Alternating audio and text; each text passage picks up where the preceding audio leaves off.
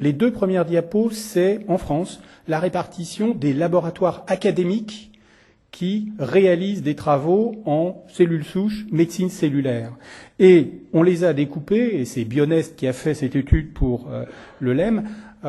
cette révision de l'étude de 2006 sur la thérapie cellulaire qui va paraître très bientôt. Et Bionest a fait une cartographie qui a été d'ailleurs une cartographie qu'on a volontairement réduite parce qu'il y avait trop dessus, d'une part des forces académiques, d'autre part des forces industrielles. Donc ici vous avez la carte de la France du Nord, et ce gros point ici, c'est en Île-de-France, le STEMPOL, c'est-à-dire le réseau académique financé en grande partie par le Conseil régional d'Île-de-France, qui regroupe les 80 équipes qui sont affiliées à ce réseau. Donc une force considérable, force qui existe aussi dans le Sud, même si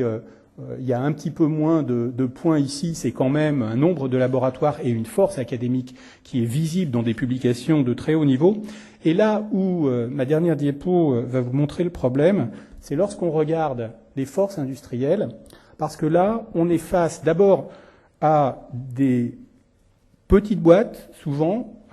beaucoup moins de l'industrie avec une force de frappe suffisante pour aller sur des marchés de plusieurs centaines de milliers ou de millions de personnes. D'autre part, dans cette carte, en bleu, sont indiquées des entreprises qui existaient en 2006 et qui, maintenant, soit n'existent plus, soit ne font plus de thérapie cellulaire. Et ensuite, il y a un certain nombre de noms que vous reconnaîtrez ici, qui ne sont pas réellement des boîtes de thérapie cellulaire, qui sont des boîtes de services de contrôle, qui sont des boîtes qui amènent des milieux de culture, qui sont des boîtes qui, finalement, travaillent très peu sur les cellules elles-mêmes et sur la production cellulaire. Et il nous manque aujourd'hui, très clairement, dans ce partenariat absolument indispensable pour le développement de la médecine régénératrice,